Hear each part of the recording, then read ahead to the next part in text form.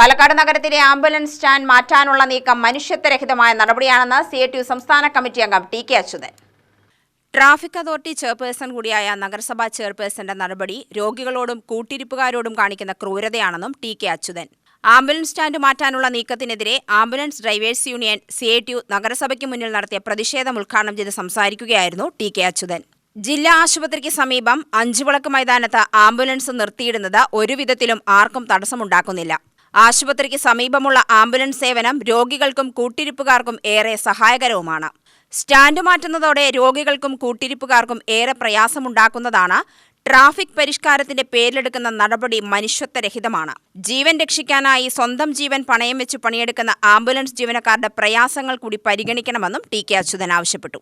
ആംബുലൻസിന്റെ signal കേട്ടാൽ മറ്റ് വാഹനങ്ങൾ മാറണം എന്നാണ് ട്രാഫിക് നിയമത്തിൽ പറയുന്നതെങ്കിലും പലപ്പോഴും ഒരു ട്രാഫിക് ജംഗ്ഷനിൽ പെട്ടുകഴിഞ്ഞാൽ അവിടെ നിന്നും ഈ ആംബുലൻസിനെ തൻ്റെ രോഗിയെ ആശുപത്രിയിൽ എത്തിക്കുക എന്നുള്ള ശ്രമകരമായ ജോലി നിർവഹിക്കുവാൻ പലപ്പോഴും ആംബുലൻസ് ഡ്രൈവർമാർ നന്നായി പ്രയാസപ്പെടാറുണ്ട്. കഴിഞ്ഞ 10-40 വർഷക്കാലമായി കോട്ടമൈതാനത്തിൻ്റെ മുൻവശത്ത് വണ്ടി ഇട്ട്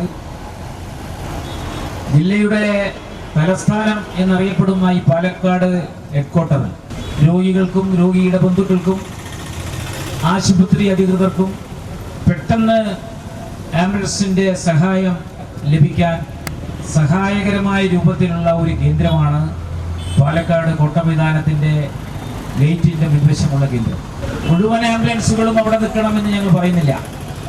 അവിടെ നിർത്താൻ സൗകര്യപ്പെടുന്ന ആംബുലൻസുകളെ അവിടെ നിർത്തി ഈ പ്രശ്നത്തിന് പരിഹാരമുണ്ടാക്കാൻ ജില്ലയിലെ പോലീസ് അധികാരികളും പാലക്കാട് ട്രാഫിക് സമിതിയുടെ ചെയർപേഴ്സണായ പാലക്കാട് മുനിസിപ്പാലിറ്റിയുടെ ചെയർപേഴ്സണും തയ്യാറാവണം എന്നാണ് ഞങ്ങൾക്ക് അഭ്യർത്ഥിക്കാനുള്ളത്.